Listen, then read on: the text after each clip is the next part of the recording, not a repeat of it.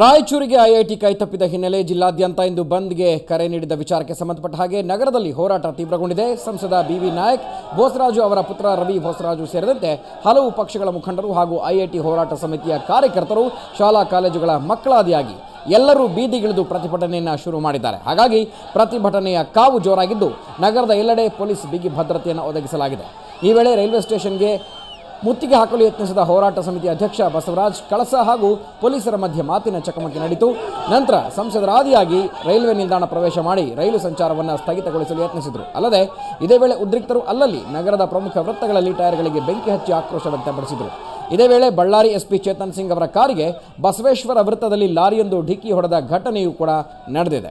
ನಗರದ ಎಲ್ಲೆಡೆ ಪರಿಸ್ಥಿತಿಯನ್ನು ನಿಯಂತ್ರಿಸೋದಕ್ಕೆ ಪೊಲೀಸರು ಹರಸಾಹಸ ಪಡ್ತಾ ಇದ್ದಾರೆ.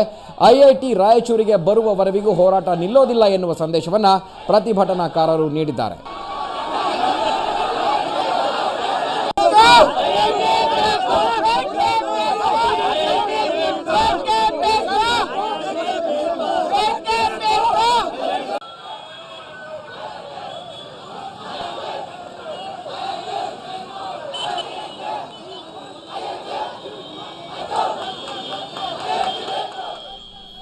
ಐಐಟಿ ನಮ್ಮ ಜಿಲ್ಲೆಗೆ ಬರಲಿಲ್ಲ ಅಂತ ರಾಯಚೂರು ಜಿಲ್ಲೆಯ ಜನ ರೊಚ್ಚಿಗೆದ್ದಿರುವಂಥದ್ದು. ರಾಯಚೂರಿನಾದ್ಯಂತ ನಿನ್ನೆ ಬಂದ್ಗೆ ಕರೆ ನೀಡಲಾಗಿತ್ತು. ಇವತ್ತು ಆ ಬಂದ್ ಆಚರಿಸ್ತಾ ಇದ್ದಾರೆ.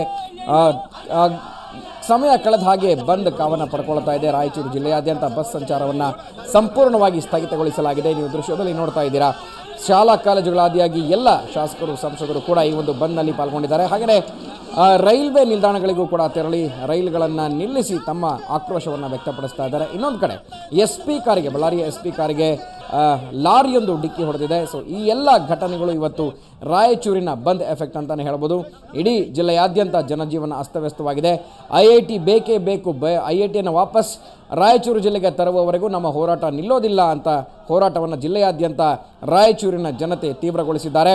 ಟೈರ್ಗಳಿಗೆ ಬೆಂಕಿ ಹಚ್ಚಿ ತಮ್ಮ ಆಕ್ರೋಶವನ್ನು ಹಲವಾರು ಪ್ರಮುಖ ವೃತ್ತಗಳಲ್ಲಿ ವ್ಯಕ್ತಪಡಿಸ್ತಾ ಇದ್ದಾರೆ.